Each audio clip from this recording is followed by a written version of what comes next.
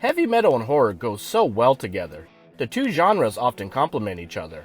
On one hand, you have films like Trick or Treat. There's also Strangeland, featuring Dee Snider. And let's not forget the amazing artists working behind the scenes to rock our socks off. For today's video, we're taking a trip down the highway to hell to talk about 4 newish movies. Or as I like to call it, the 4 horsemen of the indie horror apocalypse. Woo! 2 of these movies are available to watch right now. But before I get into that, let's talk about our sponsor.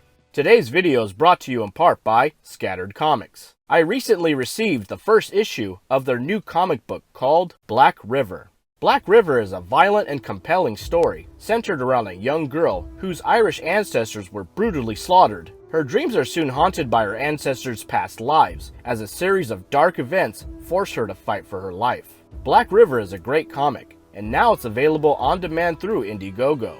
A portion of the proceeds will be going to the Brain Aneurysm Foundation. Help contribute to a good cause by supporting this awesome graphic novel. Now, let's talk movies. First up, I finally got to watch Allegoria on Shudder. Others have seen what is and ask why. I have seen what could be and ask why not. In Allegoria, we follow a group of artists whose lives become entangled in horror, as their obsessions become their worst nightmares. Allegoria is the newest film from One Fox Productions. This is the same team that brought us Frank, I Live Alone, and the awesome short film, She Doesn't Really Like Rabbits. Allegoria is the feature film debut of Spider-1, the frontman of the awesome heavy metal band Powerman 5000. Allegoria is a movie that's unlike any other horror anthology I've ever seen.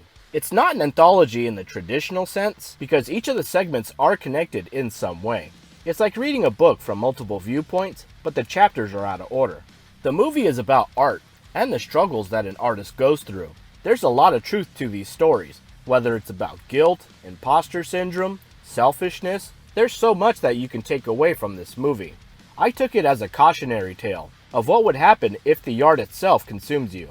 The film's opening credits, along with the haunting musical score, gave me Stanley Kubrick vibes. If you can, I would highly recommend watching this movie either with headphones or the volume turned up high, because the sound design is incredible.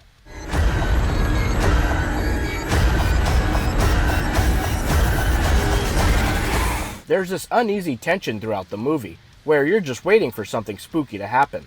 While it does take away any surprises, Allegoria does a great job in building up dread. If the movie doesn't scare the pants out of you, it will have you on the edge of your seat.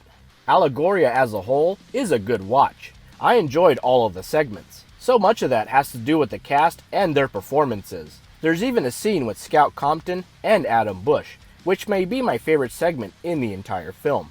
It's hard to compare them all, considering how strong and intense that opening scene is. Allegoria wastes no time in showing you the horror, which makes sense considering that the movie is super short. Unless you're Marvel, you don't need 3+ hours to tell a good story. Here you get multiple good stories in the span of 70 minutes, and that to me is a wonderful gift. Up next, we have a brand new feature film called Tiny Cinema.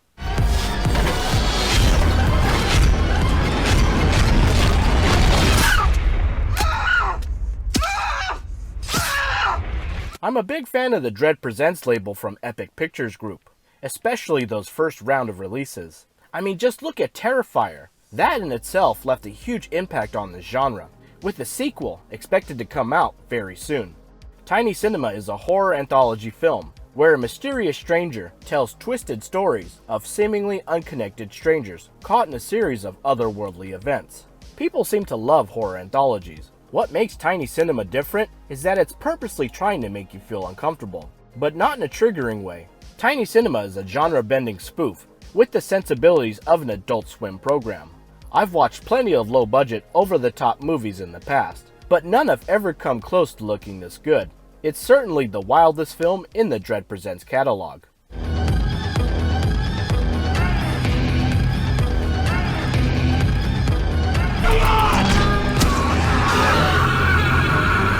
Tiny Cinema features multiple segments, often with senseless violence, unexpected turns, and a plethora of funny dialogue. This film is a mixed bag of chaos, often going to places I never would have possibly imagined.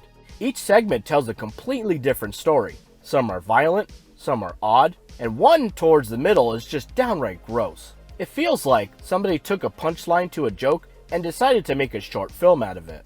Oddly enough, that's actually the first scene in the movie. Thankfully, it works. This movie is so goddamn funny. It's also weird and confusing at times. Tiny Cinema is scheduled for release on demand starting September 6th. I enjoyed my time with the film. Makes sense considering that it's from the same team that brought us the cinematic classic Butt Boy. If you're looking for something fun and edgy to watch, put Tiny Cinema on your radar. It's unconventional, unpredictable, and downright hilarious. Well, that was fun.